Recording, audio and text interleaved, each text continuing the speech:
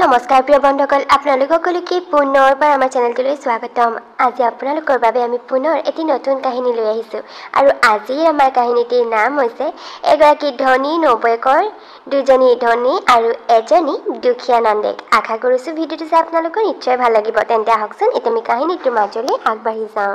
বোৱাৰী, কথা এটা নহয়, এই অহা কাইলৈকে বোলে ৰুমি, জুৰি আৰু পাপৰি তিনিওজনী হেনো কেইদিনমান থকাকৈ আহিব। মোক ফোন কৰি কৈছে, মানে তিনিওজনীয়ে বোলে কথা পাতিলে হেনো একেলগে বহুত দিন ঘৰলৈ থকাকৈ অহা নাই, গতিকে কাইলৈ বোলে আহিব হেনো। এনেও বিহু বুলি এইবাৰ অহাই নাই নহয়, গতিকে কাইলৈ অহাৰ কথা ভাবিছে বোলে। তোমাৰ বিয়াৰ পিছত সিহঁত তিনিজনী প্ৰথমবাৰৰ কাৰণে এনেকৈ একেলগে থকাকৈ আহিছে ঘৰলৈ। কি আয়োজন কৰা কৰিবা আৰু। তোমাৰ এতিয়া ডাঙৰ, মাজু, সৰু তিনিজনীকে ননদ আহিব। হয়নি মা? জুৰি পাপৰিহঁত আহিব? ঠিক আছে মা, ভালেই হ'ব দিয়ক। এনেও সিহঁত একেলগে এনেকৈ থকাকৈ অহাই নাই নহয়, আৰু মোৰ বিয়াৰ পিছততো একেবাৰে অহা নাই। সেই মোৰ বিয়াতে যে আহিছিল, তাৰপিছতে আমাৰ ৰিচিপশ্যনৰ পিছত দুদিন থাকিয়ে গুচি গ'ল। তাৰপিছতে আৰু ভালকৈ থকাকৈ অহাই নাই নহয়। ভালেই হ'ব তেনেহ'লে।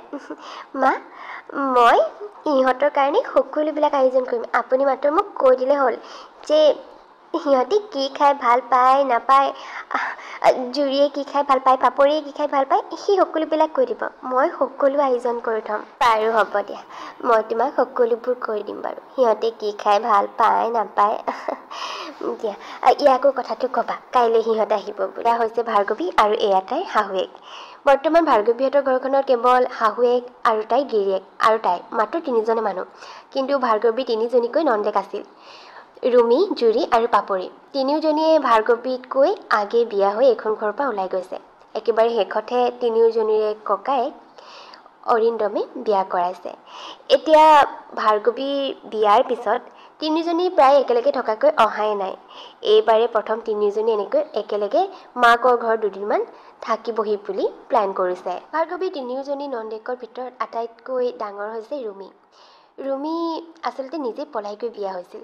ৰুমিৰ গিৰিয়েকৰ ঘৰখন বৰ এটা ধনী নহয়। গিৰিয়েকে খেতি বাতি কৰে, ঘৰত খেতি বাতি আছে, বাছ সিমানেই, তেনেকৈ ঘৰখন চলাই নিছে। আৰু তাৰ পিছতে হৈছে জুৰি। জুৰিৰ গিৰিয়েকে আকৌ খুবেই ভাল চৰকাৰী চাকৰি এটা কৰে। মানে জুৰি বিয়া হোৱা ঘৰখন খুবেই ধনী বুলি ক'ব পাৰি। আৰু একেবাৰে সৰু হৈছে পাপৰি। পাপৰিও ঠিক একেই, পাপৰি বিয়া হোৱা ঘৰখনো খুবেই ধনী। পাপৰিৰ গিৰিয়েক এজন ব্যৱসায়ী। গতিকে জুৰি আৰু পাপৰি একেবাৰে ধনী ঘৰলৈ বিয়া হৈছে, আৰু ৰুমি অকণমান দুখীয়া ঘৰলৈ বিয়া হৈছে। অঁ, হয় নেকি? সেইটোচোন বৰ ভাল কথা। তেনেহ'লে এইবাৰ তিনিজনী একেলগে থকাকৈ আহিব। ঠিকে আছে দিয়া। এনেও আমাৰ বিয়াৰ পিছত সিহঁত তিনিজনী এনেকৈ একেলগে থকাকৈ অহাই নাই নহয়। প্ৰায় কমেই আহে তিনিজনী একেলগে থকাকৈ। এইবাৰহে অহাৰ প্লেন কৰিছে তেনেহ'লে। ঠিকে আছে দিয়া। ঠিক আছে বুলি ক'লে নহ'ব, এতিয়া তুমি মোক পইচা দিয়া। মানে জুৰি পাপৰিহঁত এইবাৰ প্ৰথম এনেকৈ থকাকৈ আহিব ন, সিহঁতৰ কাৰণে গিফ্টটো ল'ব লাগিব। ইফালে বিহু বতৰত আহিব, গতিকে তুমি মোক পইচাটো দিয়া। মই আজিয়ে সিহঁতৰ কাৰণে বজাৰ কৰি থৈ দিম, নহ'লে পিছত সিহঁতি অহাৰ পিছত কেতিয়া বজাৰলৈ যাম, সময়ে নহ'ব। সেইটো পিছে হয়, ৰ'বা, মই এতিয়া তোমাক পইচা দিছোঁ, তুমি আজি সিহঁতৰ কাৰণে গিফ্ট কিনি থৈ দিবা। তাৰপিছতে গিৰিয়েকে ভাৰ্গৱীক পইচা দিলে আৰু ভাৰ্গৱী বজাৰলৈ গ'ল। বজাৰলৈ গৈ তিনিওজনীৰ বাবে গিফ্ট কিনি ল'লেগৈ। তাৰপিছতে ঘৰলৈ উভতি আহি সন্ধিয়া গিৰিয়েকক তাই সকলোবিলাক গিফ্ট দেখালে। এয়া চোৱা, মই সিহঁতৰ কাৰণে এয়া গিফ্ট আনিছোঁ। এইযোৰ মই জুৰিৰ কাৰণে আনিছোঁ, এইযোৰ পাপৰিৰ কাৰণে, আৰু এইযোৰ ৰুমিৰ কাৰণে আনিছোঁ। অঁ, ঠিকে আছে বাৰু। পিছে এই দুযোৰ কাপোৰ এই ৰুমিৰ কাৰণে অনা কাপোৰযোৰতকৈ বেছি ভাল যেন লাগিছে। তিনিযোৰ একেই কাপোৰ নহয় নেকি? নহয়, এই দুযোৰ দামী। এই দুযোৰ 2300কৈ লৈছে, আৰু এইযোৰ 700 লৈছে। মানে এইযোৰ অকণমান সস্তীয়া হয়। কিয়? এনেকুৱা কিয় আকৌ? তুমি দুযোৰ 2300 টকীয়া কাপোৰ আনিছা আৰু এযোৰ 700 টকীয়া। তিনিযোৰ একেই আনিব লাগিছিল। তুমিও যে কি কথা কোৱা নহয় অৰিন্দম। আচলতে মানুহে গিফ্ট কৰোঁতে ষ্টেণ্ডাৰ্ড চাইহে গিফ্ট কৰিব। জুৰি আৰু পাপৰি ষ্টেণ্ডাৰ্ড আছে, গতিকে সিহঁতলৈ মই দামী কাপোৰ দুযোৰ আনিছোঁ। আৰু ৰুমিৰ ষ্টেণ্ডাৰ্ডটো তুমি জানাই, সেইটো কাৰণে তাইলৈ এইযোৰ আনিছোঁ। তাই ষ্টেণ্ডাৰ্ডৰ লগত এইযোৰে মেটচ কৰিব। এনেও তাই চাগে ইমান দামী কাপোৰ নিপিন্ধে, গতিকে এইযোৰ দিলেই হৈ যাব। আৰু এনেও আমাৰ বিয়াত জুৰিয়ে মোক সোণৰ ফুলি দিছে, আৰু পাপৰিয়ে সোণৰ আঙঠি, আৰু ৰুমিয়ে কি দিছিল? এযোৰ সস্তীয়া পাটৰ কাপোৰ, যিযোৰ মই আজিলৈকে কেতিয়াও পিন্ধাই নাই।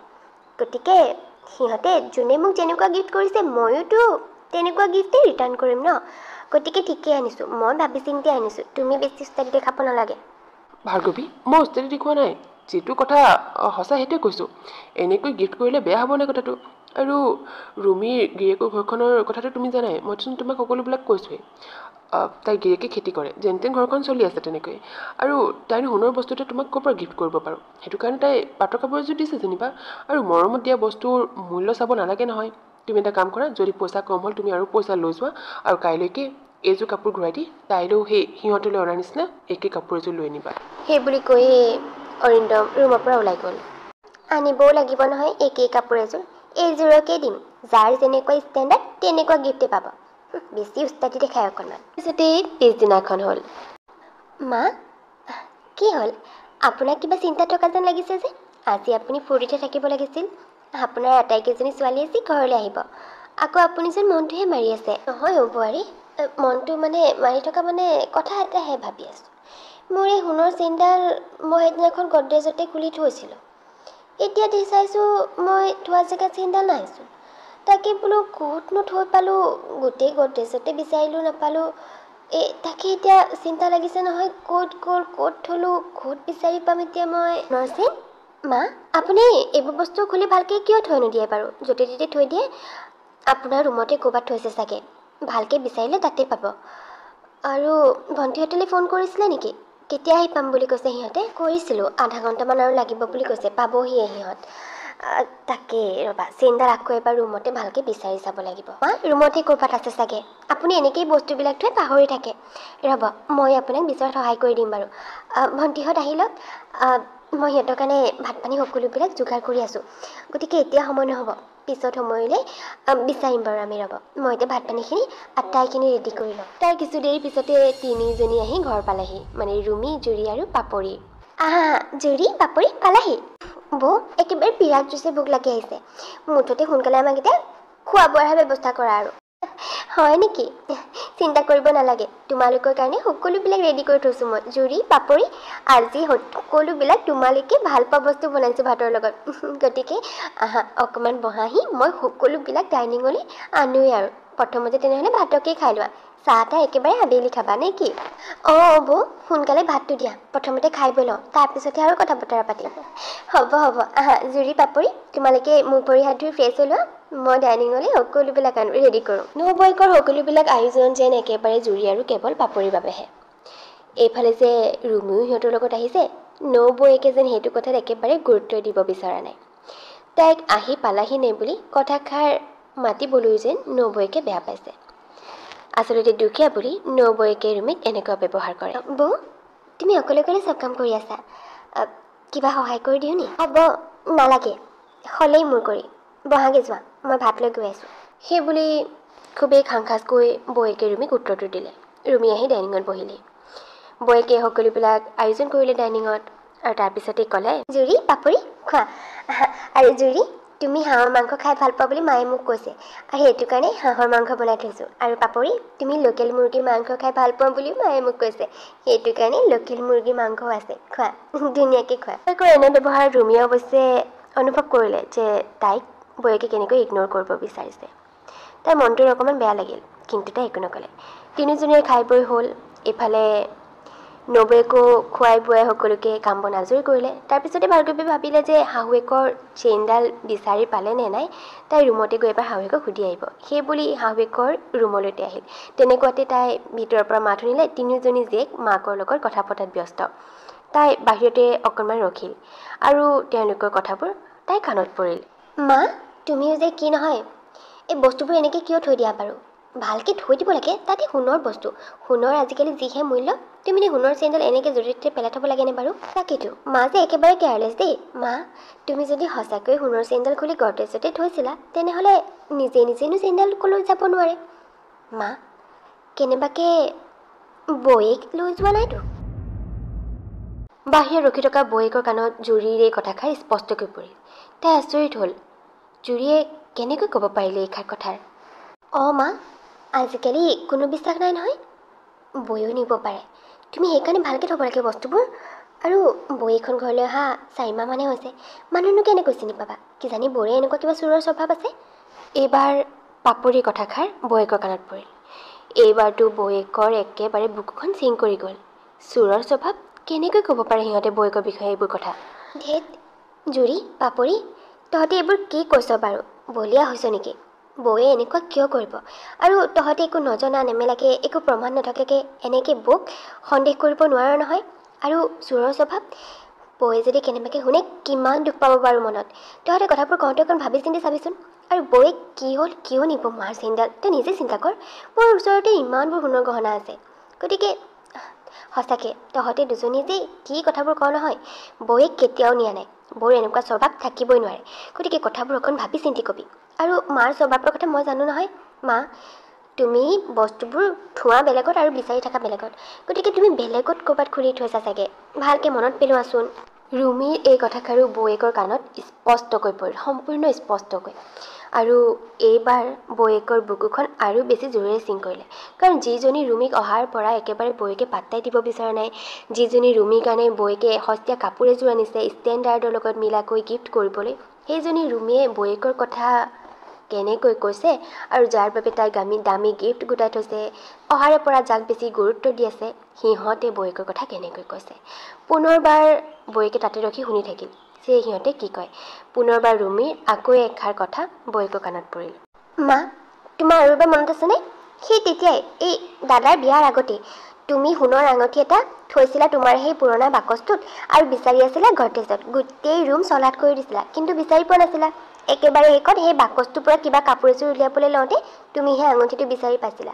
মা, এইবাৰো চাগে তুমি তেনেকুৱাই কৰিছা। তুমি সেই সোণৰ চেইনডাল নিশ্চয় সেই বাকচটোতে থৈছা। ব'লা এতিয়াই খুলিছোঁ আগৈ। যদি আটাইকেইজনীয়ে গৈ পুৰণা বাকচটো খুলি চালে, আৰু কথামতে কাম। ৰুমিয়ে ঠিকেই সন্দেহ কৰিছিল।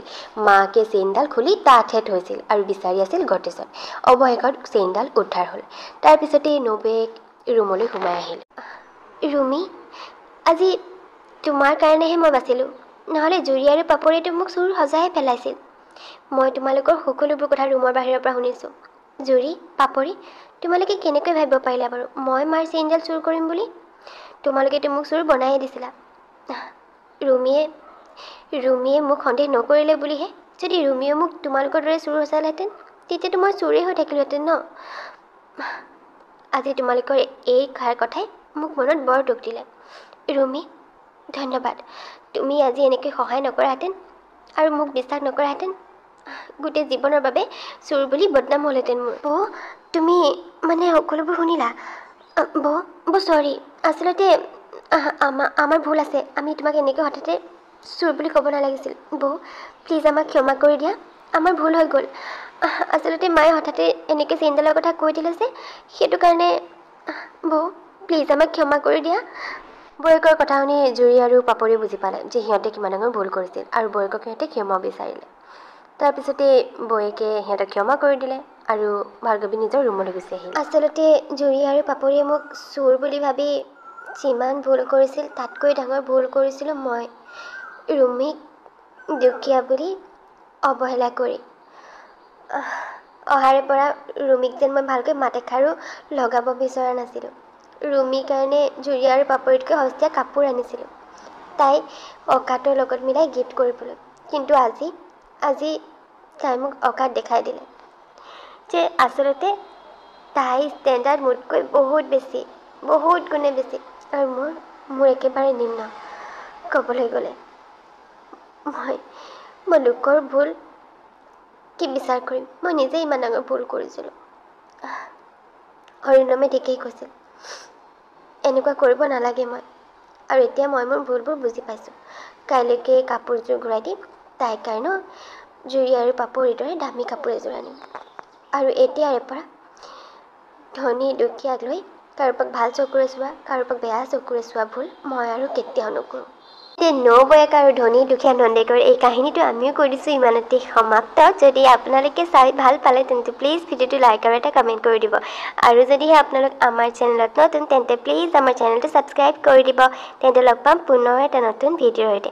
তেতিয়ালৈকে বাই বাই।